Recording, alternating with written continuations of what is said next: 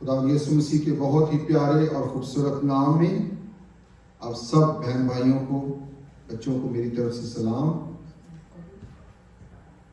آج کا دن جو ہے وہ بڑا اہم ہے، آج کی رات بڑی اہم ہے، اور پوری دنیا کے اندر مسیح خداوند کے اس دنیا میں آنے کی خوشخبری کا کلام بھی سنایا جا رہا ہے، کلام سنا بھی جا رہا ہے، بشارت بھی دی جا رہی ہے، گیت بھی گائے جا رہے ہیں، جیسے آج ہم نے خداوند کی پرستش کی۔ اور جو سب سے پرومیننٹ حوالہ جو استعمال کیا جاتا ہے کرسمس کے موقع پر، وہ لوکا 2 باب، اور جو حوالہ آپ کے سامنے پڑھا گیا، تو اسی حوالے پر ہم کچھ وقت کے لیے غور کریں گے۔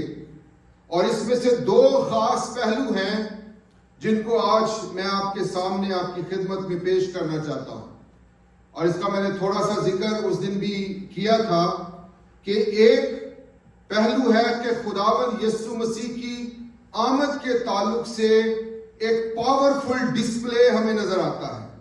بہت سارے ایسے ایونٹس ہمیں نظر آتے ہیں، بہت ساری ایسی شخصیات نظر آتی ہیں، بہت سارے ایسے واقعات نظر آتے ہیں جس سے پتہ چلتا ہے کہ خداوند یسوع مسیح کی جو پیدائش ہے کوئی عام پیدائش نہیں ہے، بلکہ بڑی پاورفل پیدائش ہے، بڑا پاورفل ڈسپلے ہے۔ ان ایونٹس پر بھی ہم غور کریں گے۔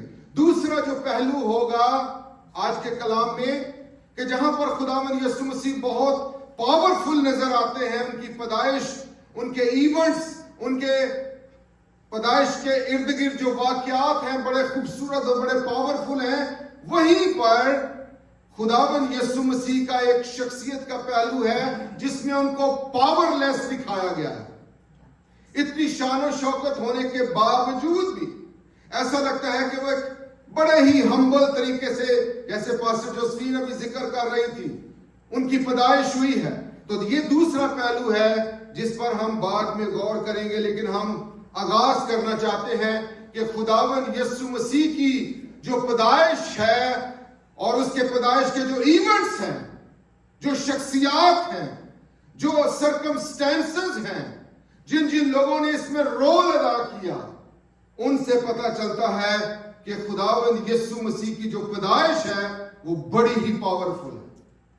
کسی عام شخص کی پیدائش نہیں ہے، کسی عام نبی کی پیدائش نہیں ہے، کسی عام بادشاہ کی پیدائش نہیں ہے، بلکہ ایک ایکسٹرا آرڈنری شخصیت اس کی پیدائش ہے۔ تو میں ساتھ ساتھ آپ کو بتاتا جاؤں گا کہ کیسے ہمارے خداوند یسوع مسیح کی جو پیدائش ہے وہ دوسرے بادشاہوں، دوسری بڑی بڑی شخصیات سے کہیں بڑھ کر ہے۔ پہلی بات، خداوند یسوع مسیح کی آمد کے لیے خدا نے ایک عورت کا انتخاب کیا، اور اس عورت کا نام مریم رکھا گیا، اور اس کے بارے میں خدا نے پہلے ہی پیدائش کی کتاب 3 باب 15 آیت میں ہی بتا دیا تھا کہ عورت کی نسل میں سے ایک شخص آئے گا جو سام کے سر کو کچلے گا۔ عورت کی نسل کا وہاں پر ذکر ہے۔ ہم سب جانتے ہیں کہ عورت کے نام سے نسل نہیں چلتی۔ یہ ڈائریکٹ ایک پیشن گوئی تھی جس کا تعلق ہمارے خداوند یسوع مسیح کی پیدائش سے، کہ وہ عورت سے پیدا ہوگا۔ لیکن یہ کیسے فرق ہوگا؟ باقی لوگ بھی عورتوں سے پیدا ہوتے ہیں، ہم بھی سارے عورتوں ہی سے پیدا ہوتے ہیں، بڑے بڑے انبیاء جو ہیں، بڑے بڑے بادشاہ بھی عورتوں سے پیدا ہوتے ہیں۔ تو مسیح کی پیدائش فرق کیسے ہوئی؟ مسیح کی پیدائش شاباش اس لیے فرق ہے کہ مسیح کی پیدائش کا سارا جو کنٹرول تھا وہ کسی انسان کے ہاتھ میں نہیں، خدا کے پاک روح کے ہاتھ میں تھا۔ اسی لیے آپ ساری کہانی سے واقف ہیں، جب مریم اس کشمکش میں مبتلا تھی، فرشتہ آ گیا، اس نے کہا کہ خداوند کا پاک روح تجھ پر سایہ کرے گی اور روح القدس کی قدرت سے تو حاملہ ہوگی۔ تو وہ سوال کرتی ہے کہ یہ کیسے پاسیبل ہو سکتا ہے، میں مرد کو نہیں جانتی۔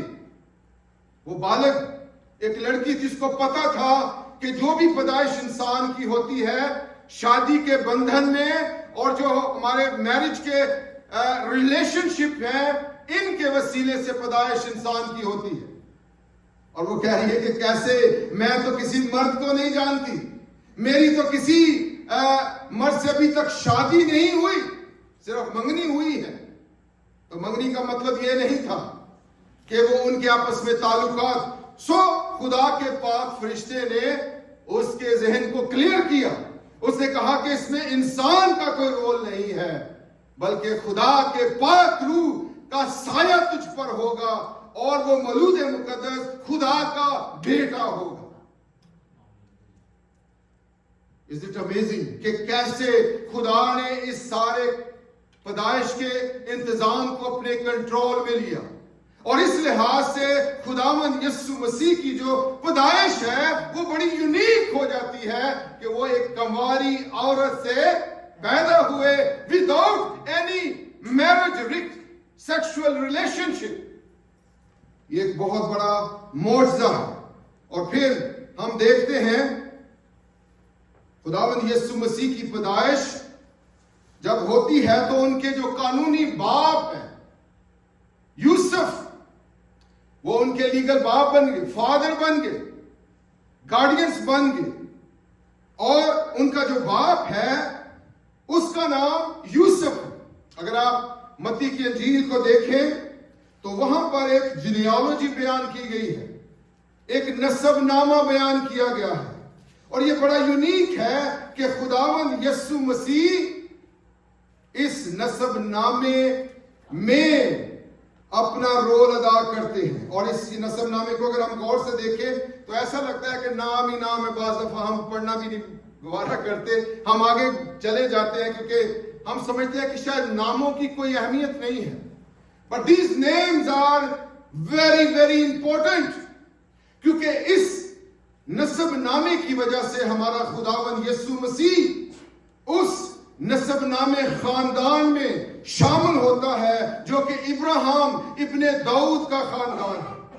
یہاں شروع میں لکھا ہے پہلی آیت میں یسوع مسیح ابن داؤد ابن ابراہیم کا نسب نامہ۔ اور پرانے عہد میں اس یسوع مسیح کے دور میں اگر کسی شخص کا نسب نامہ نہیں ہوتا تھا تو اس کو بڑی ذلت برداشت کرنی پڑتی تھی، شرمندگی ہوتی تھی۔ اور ہم یہاں دیکھتے ہیں 16ویں آیت میں لکھا ہے اور یعقوب سے یوسف پیدا ہوا، اور یہ اس مریم کا شوہر تھا جس سے یسوع پیدا ہوا جو مسیح کہلاتا ہے۔ لہذا ایکسٹرا آرڈنری، ایک powerful display of the birth of Jesus Christ, کہ اس کا جو لنک ہے وہ ابراہیم کی نسل سے مل جاتا ہے، ابراہیم کے نسب نامے سے مل جاتا ہے۔ یہ بہت امیزنگ بات، بہت خوبصورت بات۔ اور پھر آگے لکھا ہے کہ یوسف جو کہ داؤد کی نسل سے تھا۔ اب ایک اور دلچسپ بات دیکھیں کہ یوسف جو ہے وہ داؤد کی نسل سے، اور یوسف کے وسیلے سے خداوند یسوع مسیح داؤد کے گھرانے میں شامل ہو گیا، جس کے بارے میں بہت ساری پیشن گوئیاں آلریڈی کی گئی تھی۔ ہم جانتے ہیں داؤد کی اصل اور داؤد کی نسل سے تھا۔ یہاں پر لکھا ہے صاف لفظوں میں کہ وہ داؤد کے گھرانے اور اولاد سے تھا۔ اور داؤد کا گھرانہ کیا تھا؟ شاہی خاندان، رائل فیملی۔ داؤد جو ایک عظیم بادشاہ، خداوند یسوع مسیح کا لنک، اس کی جو لڑی ہے پیچھے داؤد کی نسل سے مل جاتی ہے، اور اس لحاظ سے وہ داؤد کے تخت کا قانونی وارث بن جاتا۔ اور اس کی بادشاہت کے بارے میں لکھا ہے کہ اس کی بادشاہت کی انتہا نہیں ہوگی، کبھی ختم نہیں ہوگی۔ یہ چھوٹی چھوٹی سی ڈیٹیلز بیان کرتی ہیں کہ خداوند یسوع مسیح کوئی عام شخصیت نہیں ہے۔ پھر آگے لکھا ہے کہ وہ یہودیہ کے قبیلے سے اس کا تعلق ہے۔ خداوند یسوع مسیح یہودیہ کے قبیلے سے، یوسف کی وجہ سے، داؤد کے خاندان سے، اور پھر یہودیہ کے قبیلے سے تعلق رکھتا ہوا یسوع مسیح رائل فیملی اور وہ پرومسڈ جو نیشن تھی، ابراہیم کا جو وعدہ تھا، اس میں وہ شامل ہو جاتے ہیں۔ پیدائش 12ویں باب میں جب خدا نے وعدہ کیا ابراہیم سے تو اس نے کہا تھا کہ میں تیرے وسیلے سے دنیا کے سارے قبیلوں کو برکت دوں گا۔ ابراہیم تو مر گیا، اس کے بچے بھی مر گئے، یہ برکت آگے کیسے چلی؟ ہمارے خداوند یسوع مسیح کے وسیلے سے، کیونکہ جب ہم مسیح کو قبول کرتے ہیں تو ہم ابراہیم کی برکت میں شامل ہو جاتے ہیں، ہم ابراہیم کی نسل میں شامل ہو جاتے ہیں۔ اور خداوند یسوع مسیح کا یہودا کے قبیلے سے پیدا ہونا اس بات کو ظاہر کرتا ہے۔ مکاشفہ کی کتاب 5ویں باب کی 5ویں آیت میں لکھا ہے، یہودا کا شیر ببر۔ مسیح خداوند کوئی عام سی شخصیت نہیں، وہ یہودا کا شیر ببر ہے، وہ یہودا کی نسل سے ہے، اور وہ royal family, royal blood line میں وہ شامل ہے، داؤد کی نسل سے۔ اور اس کا تخت جو ہے ایسا تخت ہے، اس کی کنگڈم ایسی ہے جو کبھی ختم نہیں ہوگی۔ پھر آگے ایک اور دلچسپ بات یہاں پر لکھی ہے، بیت الحم۔ اب بیت الحم، خداوند یسوع مسیح کی پیدائش بیت الحم میں ہونا کوئی چھوٹی بات نہیں ہے۔ جو پروفیسیز کی گئی تھی اس کی تکمیل ہوتی ہے، لیکن مسئلہ کہاں؟ مسئلہ یہ ہے کہ جو بیت الحم ہے، جہاں پر یوسف اور مریم رہ رہے ہیں، وہ ناصرت میں ہے، اور وہ گلیل کی ناصرت ہے، اور تقریباً 100 کلومیٹر کا فاصلہ ہے۔ لیکن مسیح کی پیدائش تو ناصرت میں نہیں ہوگی، نہ ہی گلیل میں ہوگی۔ مسیح کی پیدائش کہاں پر ہے؟ بیت الحم میں۔ اور اس کے بارے میں پہلے سے بتایا گیا تھا کہ مسیح کی پیدائش بیت الحم میں ہوگی۔ تو بیت الحم، وائی بیت الحم از امپورٹنٹ؟ اس لیے کہ داؤد بھی وہاں پر پیدا ہوا۔ داؤد کو جب انوائنٹ کیا گیا، مسح کیا گیا، تو وہ بیت الحم میں کیا گیا، اور اب یسوع مسیح کی پیدائش بھی وہاں پر ہوگی۔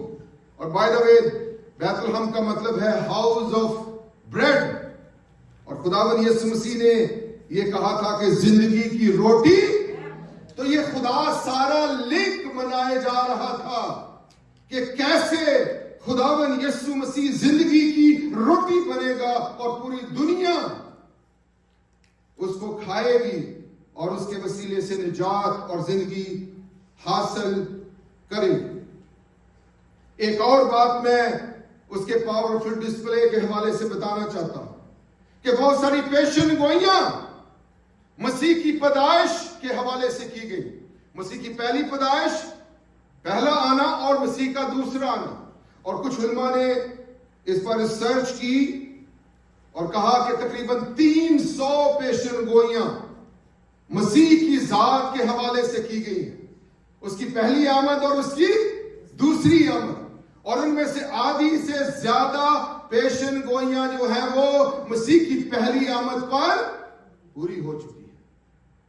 پرانے عہد نامہ میں میں نے مثال دی، پیدائش کی کتاب 3 باب 15ویں آیت، عورت کی نسل کا ذکر ہے۔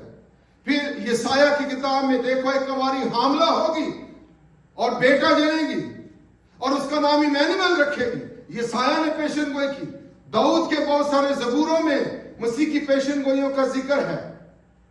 میکا کی کتاب، اس میں 5ویں باب کی 2 آیت میں ہمیں بے شمار مسیح کی پیدائش کے حوالے سے ڈیٹیلز بیان کی گئی ہیں۔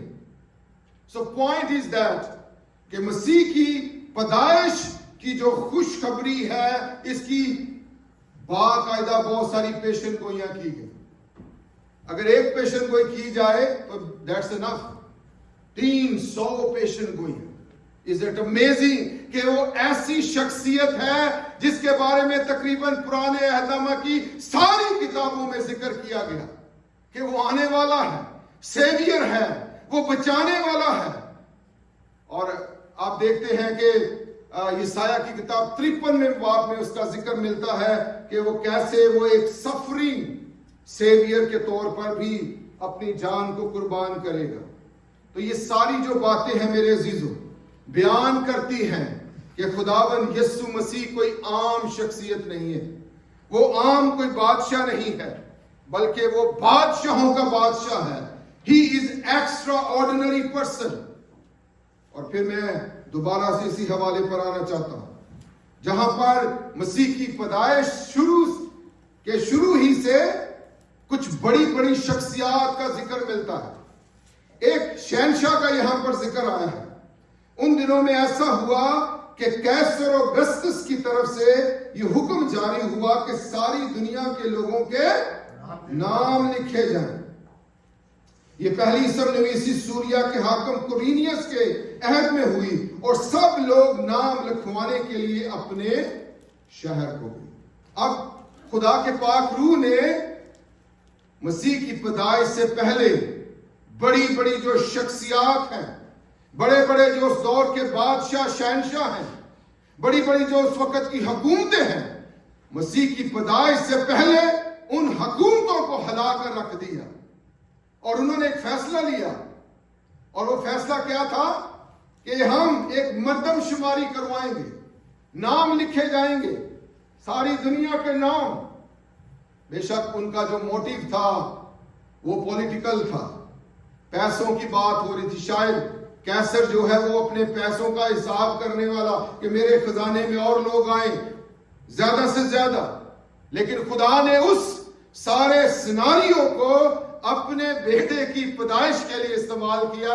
لگتا ایسا ہے کہ یہ حاکم ساری چیزوں کو کنٹرول کر رہا ہے, لوگوں کو مجبور کر رہا ہے کہ اپنے اپنے آبائی گاؤں میں جائیں اور وہاں پر جا کر نام لکھوائیں.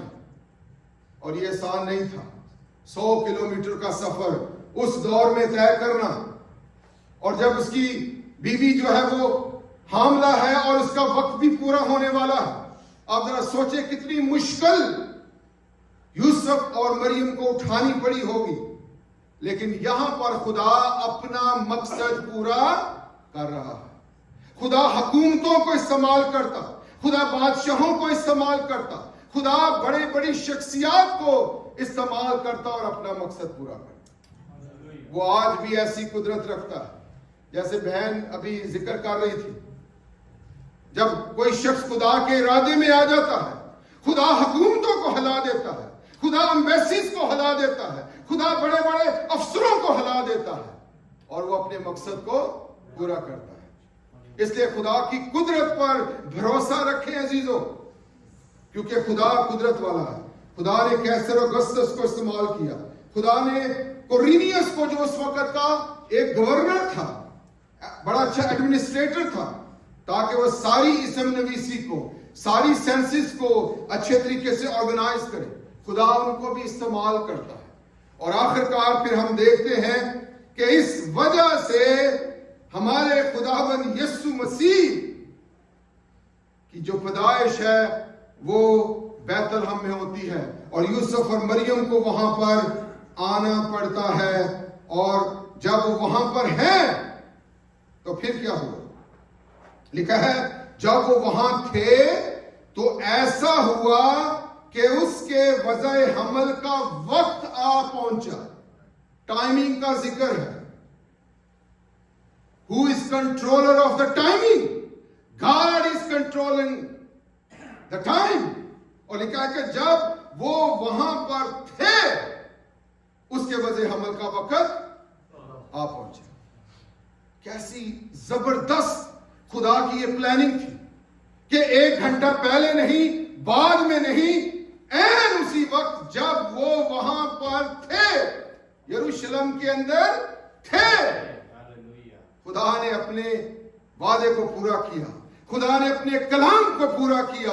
اور جو مائکا کی معرفت لکھا گیا تھا کہ مسیح کی پیدائش بیت الحم میں ہوئی, این اسی وقت خداوند یسوع مسیح کی پیدائش وہاں پر ہوتی ہوئی نظر آتی ہے. ایک حوالہ میں جلدی سے کوٹ کرنا چاہتا ہوں, یہ غلطیوں کے خط میں لکھا ہے, بڑا ہی خوبصورت.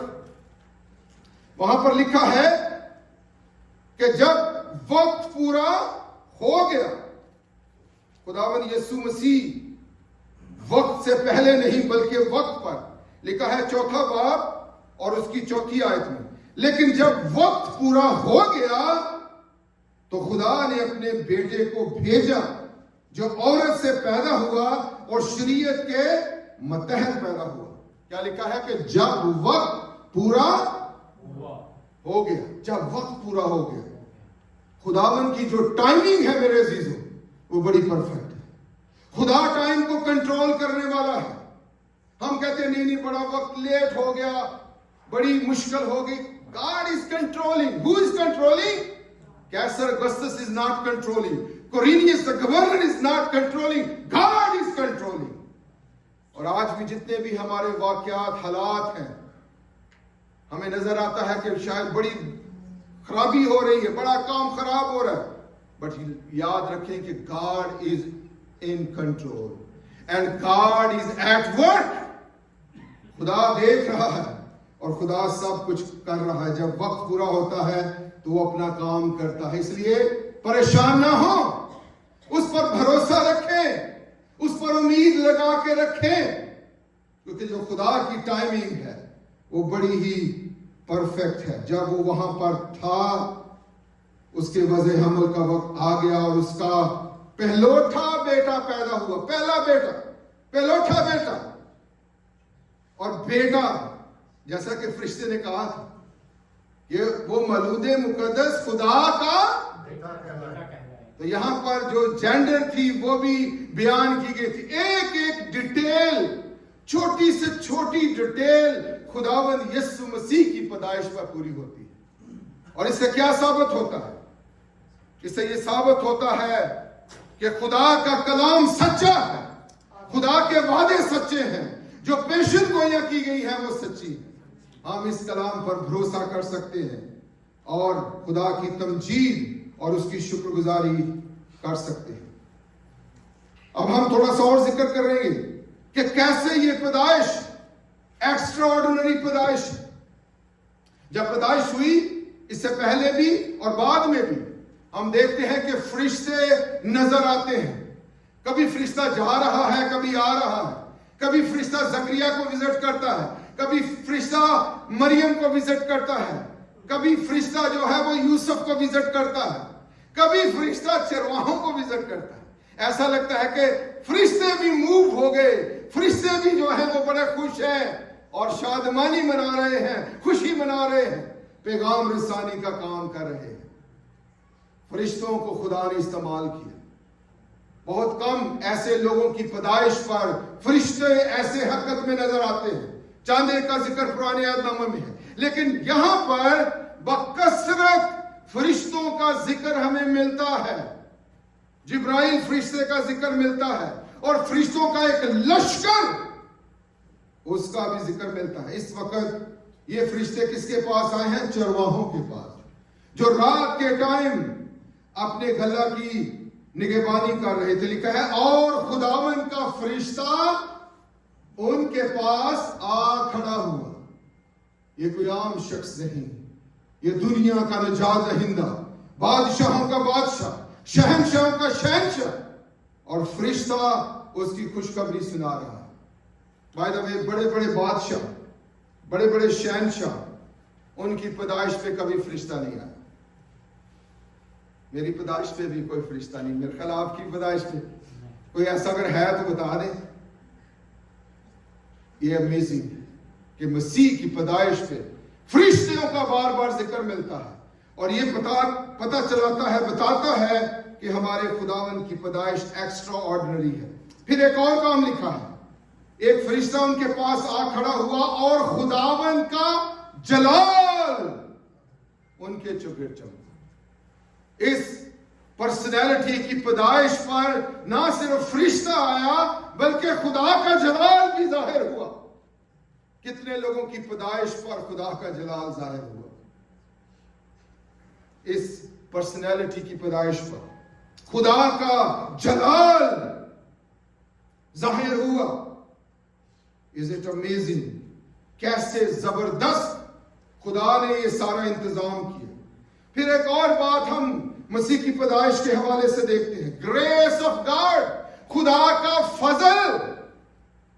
اور خدا کے فضل کی کیا ڈیفینیشن ہے؟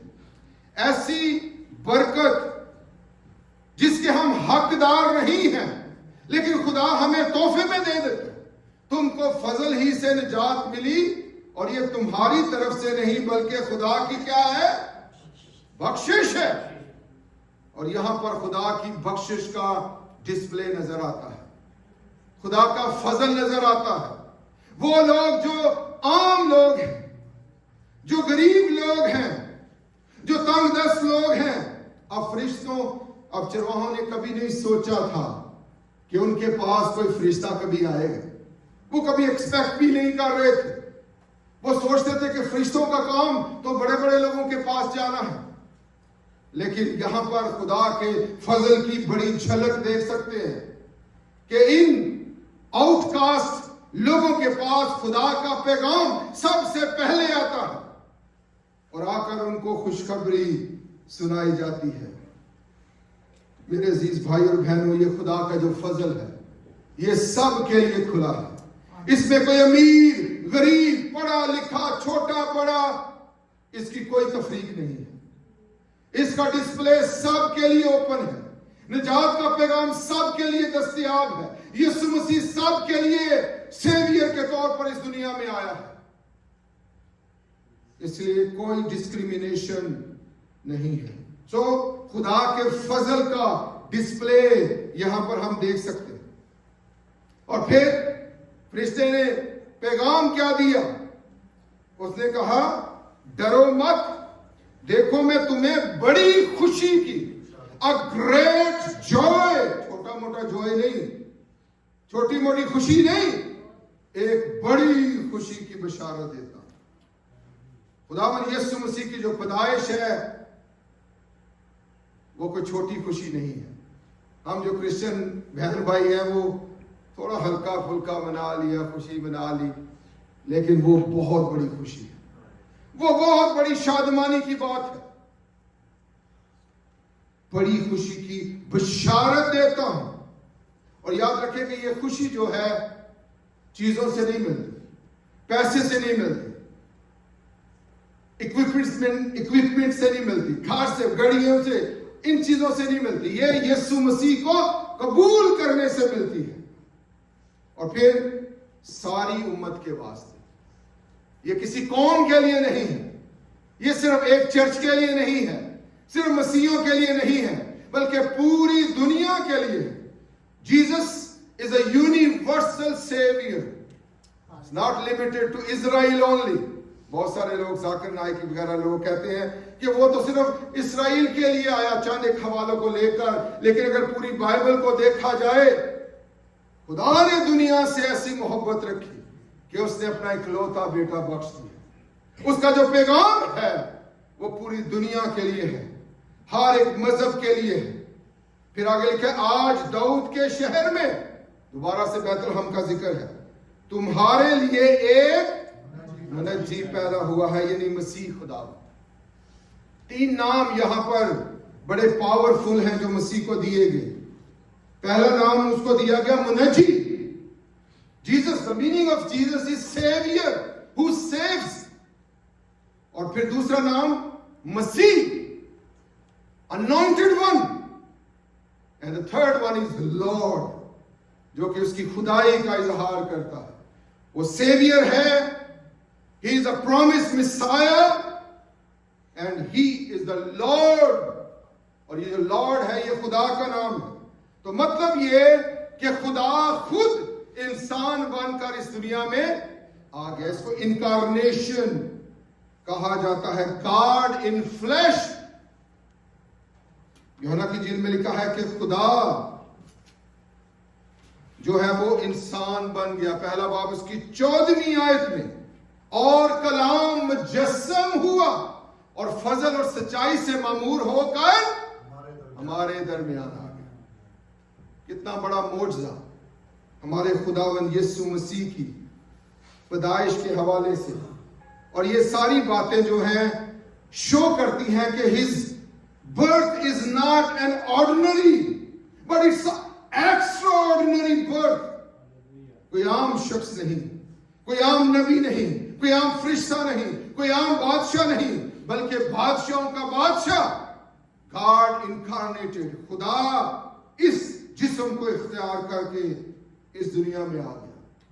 کتنی بڑی محبت خدا نے میرے ساتھ اور آپ کے ساتھ کی، کتنا بڑا پیار اس نے کیا۔ اس نے کسی نبی کو نہیں بھیج دیا، اس نے کسی فرشتے کو نہیں بھیج دیا۔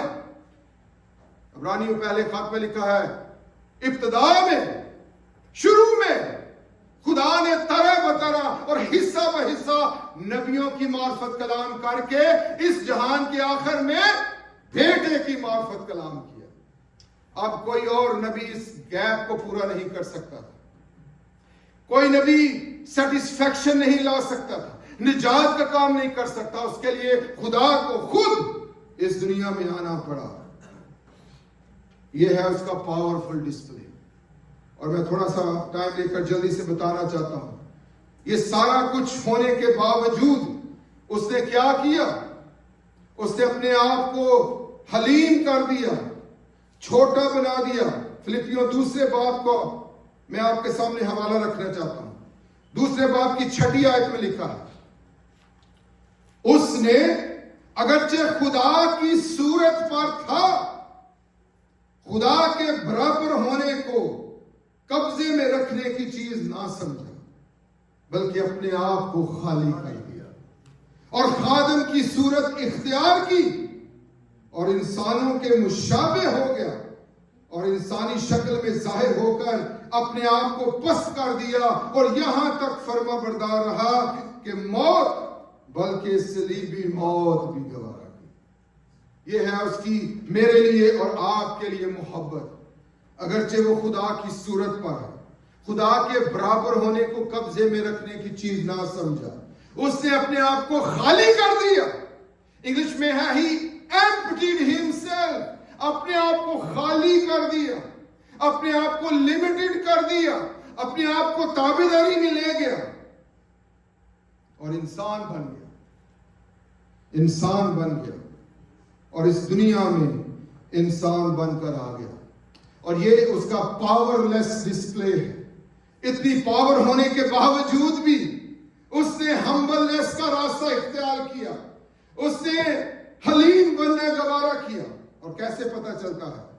اسی حوالے کے اندر بڑی زبردست طریقے سے ہمیں پتہ چلتا ہے کہ وہ کیسے۔ پہلی بات، اس نے جس خاندان کا انتخاب کیا وہ غریب خاندان، یوسف اور مریم ایک غریب جوڑا تھا، ایک غریب خاندان تھا۔ they were not rich people۔ Carpenter تھا اس کا باپ، شاید چھوٹی سی دکان تھی، چھوٹا سا کھوکھا تھا۔ مسیح خداوند نے جان بوجھ کر ایک چھوٹے خاندان کا انتخاب کیا۔ ہمیں کیسے ان کی غربت کا اندازہ ہوتا ہے؟ جب مسیح پیدا ہو گیا 8 دن کے بعد، جب وہ اس کو ہیکل میں لے کے گئے تو لازم تھا کہ وہ کسی جانور کی قربانی کرے۔ جو بڑے لوگ تھے، امیر لوگ، وہ کوئی بچڑا دیتے، بکرا دیتے، مینڈا دیتے، لیکن غریب لوگ کیا کرتے کہ وہ کمریوں کا ایک جوڑا یا کبوتروں کا ایک جوڑا، اور مسیح کے والدین نے کبوتروں کا ایک جوڑا وہ قربانی کے لیے پیش کیا، جو ان کی فائنینشل سچویشن کو ظاہر کرتا ہے کہ they were not rich people۔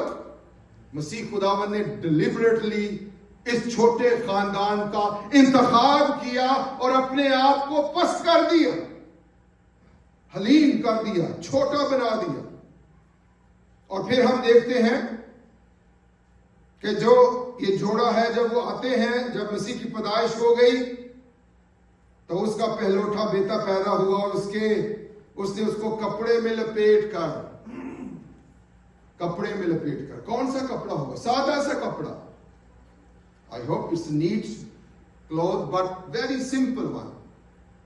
اگر کسی بادشاہ کی پیدائش ہو، جیسے ہم نے ذکر کیا، مسیح تو ایک بادشاہ ہے، اس کا تعلق تو رائل فیملی سے ہے، اور جو شہنشاہوں کی حوالے سے اس کی جو بلڈ لائن ملتی ہے، اس سارے ہونے کے باوجود بھی اس نے اپنے آپ کو اتنا چھوٹا کیا کہ ایک عام سادہ سے کپڑا اس کے لیے استعمال کیا گیا، اور بجائے کہ وہ کسی پیلس میں بیڈ کے اوپر اس کی پیدائش ہو، وہاں پر لکھا ہے کہ اس کو لپیٹ کر چرنی میں رکھا۔ میں نے اس دن بھی ذکر کیا تھا کہ چرنی سے مراد وہ جس کو پنجابی میں کی کہتے ہیں بھائی جی کھرلی. کھرلی میں کیا کرتے ہیں؟ جانور اپنا چارہ کھاتے ہیں. اور میں گاؤں کا رہنے والا ہوں.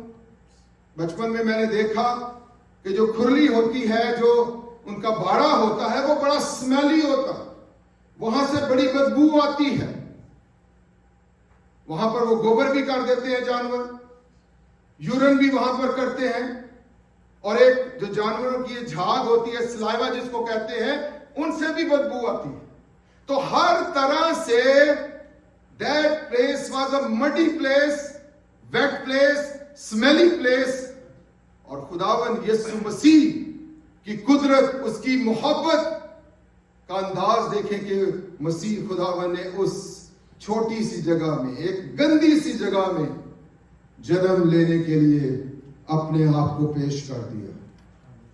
کتنی بڑی محبت, کتنی بڑی قربانی اس نے ہمارے لیے کی.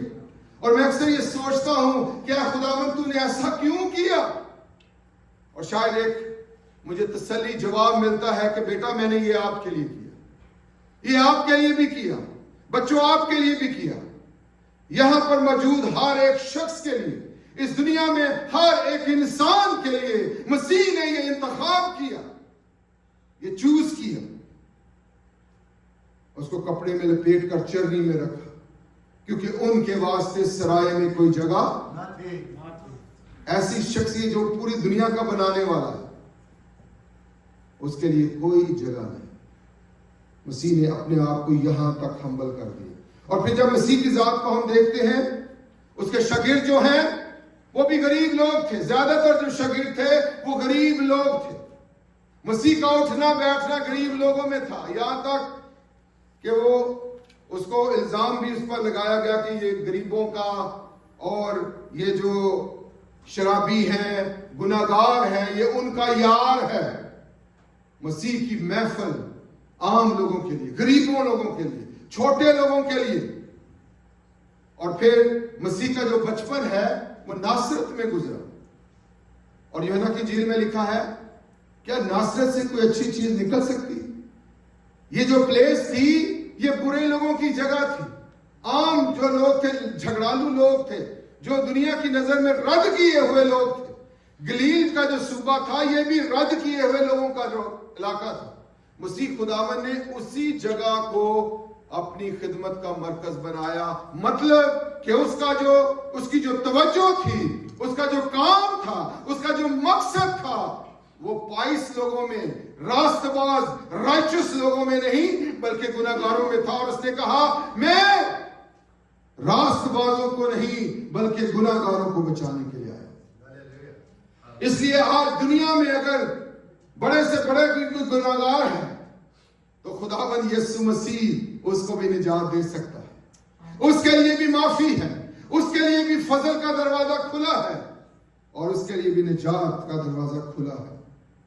مسیح خداوند خود بھی غریب شخص ہے.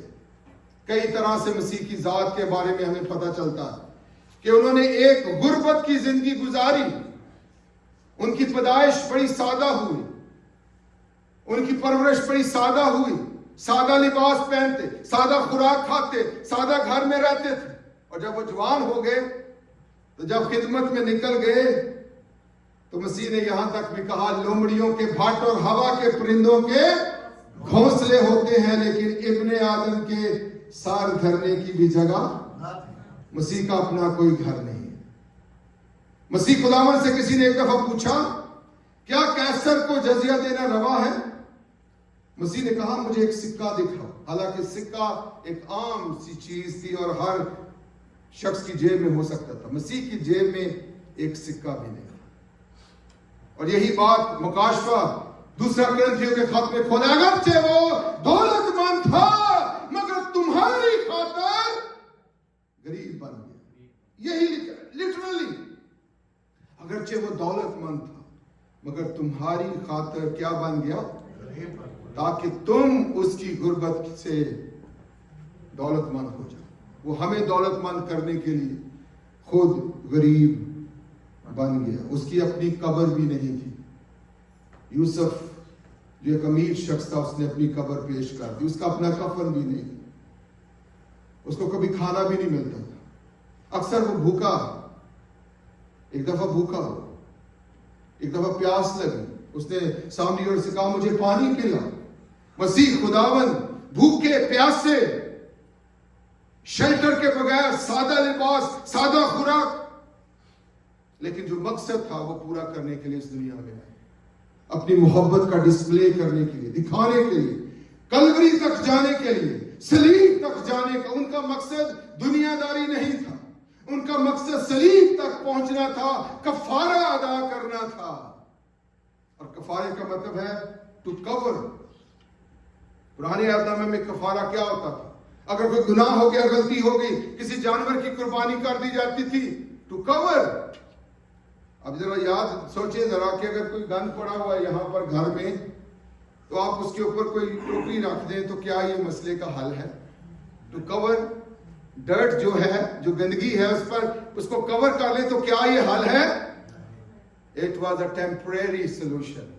لیکن جب یسوع مسیح نے کفارہ دیا تو لکھا ہے, یوحنا استباغی کہتا ہے, دیکھو یہ خدا کا برہ ہے جو دنیا کا گناہ اٹھا لیے جاتا ہے.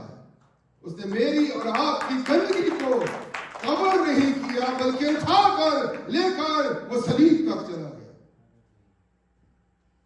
میرے عزیز بھائیوں اور بہنوں, بہت ساری اور باتیں کی جا سکتی ہیں, لیکن یہاں کر ختم کرنا چاہتا ہوں. اتنی بڑی محبت اس نے ہم سے کی, اگرچہ وہ بادشاہوں کا بادشاہ, شہنشاہوں کا شہنشاہ ہے, اور بڑا پاورفل ڈسپلے ہم نے اس کی آمد کے حوالے سے دکھایا ہے, دیکھا ہے. لیکن اس نے چوز کیا کیا؟ اس نے حلیمی کا دروازہ چوز کیا, اس نے چھوٹا بننا چوز کیا, اس نے خادم کی صورت اختیار کر لی. وہ خدمت کرنے کے لیے آیا. اس نے کہا میں خدمت لینے نہیں بلکہ خدمت کرنے آیا. یہاں تک کہ وہ اپنے شاگردوں کے پاؤں دھونے کے لیے بھی تیار ہو گیا. اس کی حلیمی یہاں تک دیکھی, اس نے اپنے آپ کو خالی کر دیا تاکہ مجھے اور آپ کو بچا سکے, تاکہ انسانوں کا ملاپ کرا سکے. یہی فرشتوں کا پیغام تھا کہ امن, ریکنسیلیشن ہو جائے, باپ کے ساتھ ریکنسیلیشن, دنیا کے ساتھ ریکنسیلیشن, اور نجات کا انتظام ہو جائے. لیکن انسانوں نے کیا کیا؟ انسانوں نے اس کو ریجیکٹ کیا, بادشاہ نے اس کو ریجیکٹ کیا, بڑے بڑے لوگوں نے, بڑے بڑے پڑھے لکھے لوگوں نے, فقی فریسیوں نے, جن کو کلام کا بھی پتا تھا, انہوں نے مسیح کو رد کر دیا. اس وقت کے بڑے بڑے لوگوں نے, چھوٹے لوگوں نے بھی مسیح کو رد کر دیا, اور یہ ریجیکشن کا عمل آج تک چلتا آ رہا ہے. اس نے ہم سے اتنی محبت کی, اس نے ہم سے اتنا پیار کیا, وہ انسان بن گیا, اس نے اپنے آپ کو خالی کر دیا, اس نے خادم کی صورت اختیار کی, وہ صلیب تک چلا گیا, اس نے اپنی محبت کا لازوال اظہار ہم سے کر دیا. اس کے بدلے میں ہم نے کیا کیا؟ ہم نے اس کو ریجیکٹ کیا, اور آج بھی ریجیکٹ کرتے آ رہے. اس کے شاگردوں نے اس کو ریجیکٹ کر دیا. ایک نے 3 دفعہ اس کا انکار کر دیا, اس کو بیچ دیا گیا. یہ ہے انسان کا response. What is your response today? مسیح کے ساتھ آپ کا رسپانس کیسا ہے؟ کیا ریجیکشن کا ہے یا ایکسپٹنس کا ہے؟ اگر آپ اس کو ریجیکٹ کر دیں گے عزیزوں, اس کی ساری محبت کو ریجیکٹ کر دیں گے, تو کیا یہ صحیح فیصلہ ہوگا؟ یاد رکھیں, جو اس کو ریجیکٹ کریں گے آخرکار خود بھی ریجیکٹ ہو جائیں گے. مسیح نہیں چاہتا کہ وہ کسی کی ہلاکت کا باعث ہو.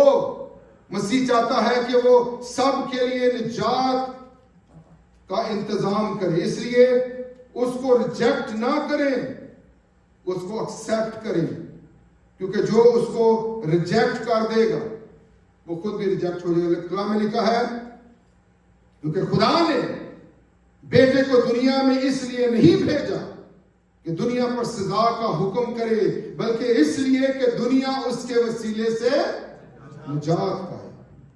جو اس پر ایمان لاتا ہے اس پر سزا کا حکم نہیں ہوتا, اور جو اس پر ایمان نہیں لاتا اس کو ریجیکٹ کر دیتا ہے, اس پر سزا کا حکم ہو چکا، اس لیے کہ وہ خدا کے ایک لوٹتے بیٹے پر ایمان نہیں لایا۔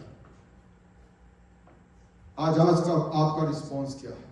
اس نے آپ سے اتنی بڑی محبت کی، اتنا عظیم ہونے کے باوجود، خدا ہونے کے باوجود اپنے آپ کو خالی کر دیا، چھوٹا کر دیا، تاکہ آپ اس تک رسائی حاصل کر سکیں، تاکہ عام لوگ، غریب لوگ بھی اس تک رسائی حاصل کر سکیں۔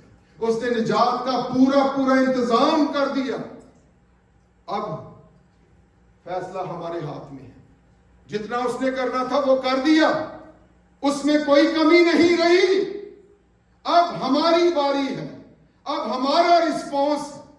کلام میں لکھا، دیکھ میں تیرے دل کے دروازے پر کھڑا، اس دروازے کی کنڈی جو ہے وہ اندر کی طرف ہے۔ مسیح خداوند دروازہ توڑ کے نہیں، آپ کی رضامندی سے آپ کے اندر آنا چاہتا ہے۔ آئیے ہم اپنے سروں کو جھکائیں، اپنی آنکھوں کو بند کریں، اور آج اس کلام کی روشنی میں غور کریں کہ میرا رسپانس کیا ہے۔ کیا میں مسیح کو قبول کرنے کے لیے تیار ہوں، اس کی شکر گزاری کرنے کے لیے تیار ہوں، اس کو شکریہ ادا کرنے کے لیے تیار ہوں، اس کی تمجید کرنے کے لیے، خداوند تو نے میرے لیے بڑے بڑے کام کیے، میں تیرا شکر ادا کرنا چاہتا ہوں، اور میں آج تجھے قبول کرتا ہوں، قبول کرتی ہوں۔ یا آج بھی آپ اس کو رد کرنے والے ہیں؟ یاد رکھیں، مسیح نہیں چاہتا کہ آپ رد ہو جائیں، مسیح نہیں چاہتا کہ آپ نجات سے بے بہرا ہو جائیں، دور چلے جائیں۔ وہ آپ کو نجات دینے کے لیے آیا ہے، بڑے سے بڑے گنہگار شخص کو بھی نجات۔ اس کا جو پیغام ہے وہ ساری دنیا کے لیے، بڑوں، بچوں، جوان، مردوں، خواتین کے لیے، سب کے لیے، جو اپنے دل کا دروازہ اس کے لیے کھول دیتا ہے، وہ آج ہی اس کے ساتھ اندر جا کر اس کے ساتھ کھانا کھانے کے لیے تیار ہے، رفاقت رکھنے کے لیے تیار ہے۔ اگر آج یہاں کوئی ایسی زندگی ہے جس نے آج تک اپنا فیصلہ مسیح کے ساتھ نہیں کیا، مسیح کو اپنا دل نہیں دیا، تو یہ دعوت آج آپ کے لیے، اپنے دل کا دروازہ کھول دیجئے اور یسوع کو خوشی سے قبول کریں، اس کی شکر گزاری کریں، اس کی تمجید کریں، اور کہیں کہ اے خداوند یسوع، آج سے تو میرا نجات دہندہ ہے، تو ہی ممسوح ہے، تو ہی میرا خداوند ہے، میں تجھے اپنے دل کا بادشاہ بناتا ہوں، اور میں تیری پیروی کرنا چاہتا ہوں۔ اگر آج آپ کے دل سے یہ دعا نکلتی ہے تو مسیح خداوند اتنا پاورفل ہے کہ وہ آج ہی آپ کو نجات، پوری نجات دینے کے لیے تیار ہے۔ اے خداوند یسوع، میں تیرا شکر کرتا ہوں تیری اس بڑی محبت کے لیے جو تو نے ہم سے کی ہے۔ تو جو اگرچہ بادشاہوں کا بادشاہ ہے، آسمان اور زمین کا مالک ہے، آسمان تیرا تخت اور زمین تیرے پاؤں کی چوکی ہے، لیکن اے خداوند تو نے اپنے آپ کو خالی کر دیا، تو نے اپنے آپ کو چھوٹا کر دیا، تو ایک چرنی میں آ گیا، تو نے انسانوں کے درمیان، گنہگاروں کے درمیان آ کر زندگی گزاری تاکہ میرا اور باپ کا ملاپ کرا سکے۔ اے خداوند، میں تیرا شکر کرتا ہوں، میں تیری تمجید کرتا ہوں، اور میں تجھے سجدہ تعظیمیہ پیش کرتا ہوں۔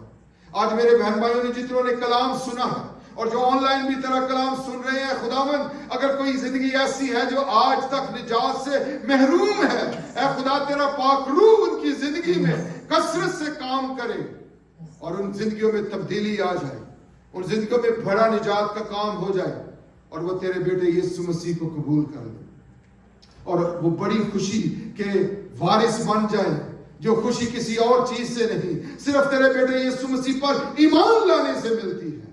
اے خداوند تو اپنی قدرت والا کام کر، تیرا شکر ہو، تیری تمجید ہو، تو نے اپنے کمزور خادم کو اپنے کلام کے لیے استعمال کیا، میں تیری شکر گزاری کرتا ہوں، اور ساری عزت اور سارا جلال تجھے دیتا ہوں، تیرے ہی بیٹے اپنے خداوند یسوع المسیح کے نام سے مانگتا ہوں۔